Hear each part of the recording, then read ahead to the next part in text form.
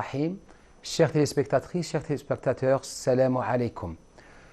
La tradition rapporte qu'un jour, pendant que les polythéistes ou païens de la Mecque célébraient une fête païenne, ayant ramené leurs idoles, les ayant décorées, les ayant délicatement rangées pour célébrer leur culte païen, le prophète sallallahu alayhi wa sallam vint.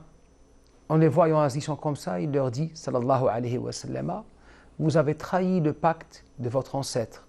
Vous avez trahi le pacte de Sidna Ibrahim, sallallahu alayhi wa sallam. Naqtum ahd Ibrahim, alayhi salam. Il n'a jamais ordonné qu'une idole soit adorée. Les païens, certains d'entre eux, leurs leaders tout au moins, se retournèrent vers lui et lui disent, nous adorons ces idoles parce qu'elles nous rapprochent de l'amour de Dieu. Elles nous rapprochent de Dieu et son amour. Et le prophète leur dit, non, elles ne le font pas.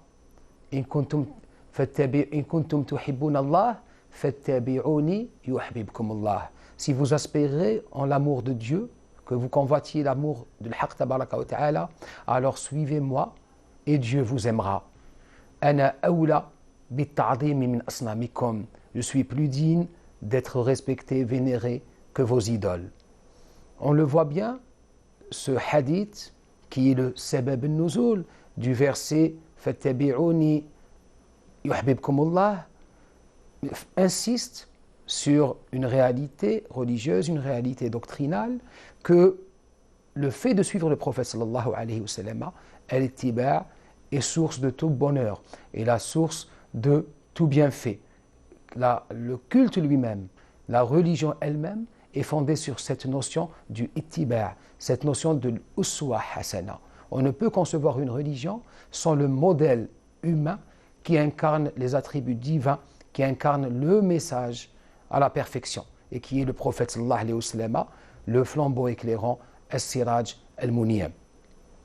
Mais par-delà l'idée ou le concept d'ittiba', c'est-à-dire de conformité, de suivre le prophète sallallahu alayhi wa sallam, ce verset nous invite, nous convie vers une autre dimension dans l'adoration d'Allah tabaraka wa ta'ala. Adorer Dieu pour son amour. Mahabbatullahi tabaraka wa ta'ala.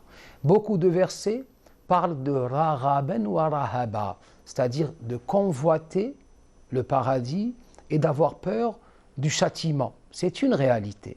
Mais ce verset nous invite à aller plus loin encore, c'est-à-dire d'adorer Dieu pour Dieu. Ibadatullah lillah, li'annahu ahlun lil'ibada, parce qu'il mérite d'être adoré, parce qu'il est digne que tout autre d'être adoré, d'être aimé, tabaraka wa ta'ala.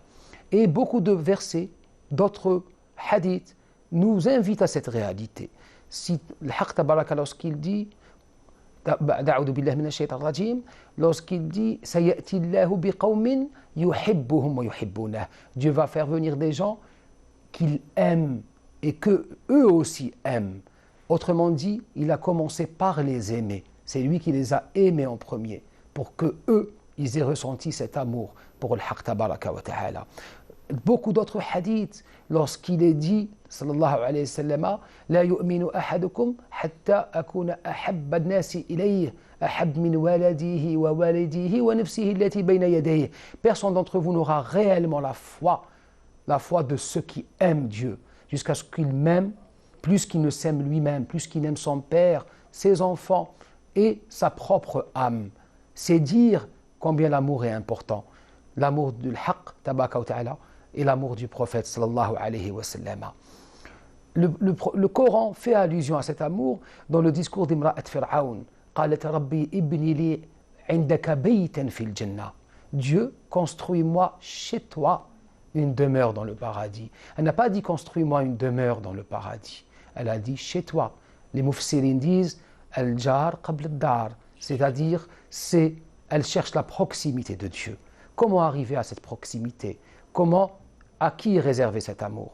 Il y a un magnifique hadith qudsi qui dit La yazalu abdi yaqtaqabu bini bin nawafil hatta uhibbah. Plus l'être, plus le croyant est sincère dans son adoration, plus il excelle dans les actes surobligatoires, plus il sera digne de mon amour et jusqu'à ce que je l'aime hatta uhibbah.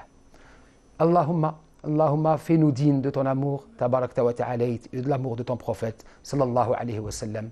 Wassalamu alaykum wa rahmatullahi ta'ala wa barakatuh.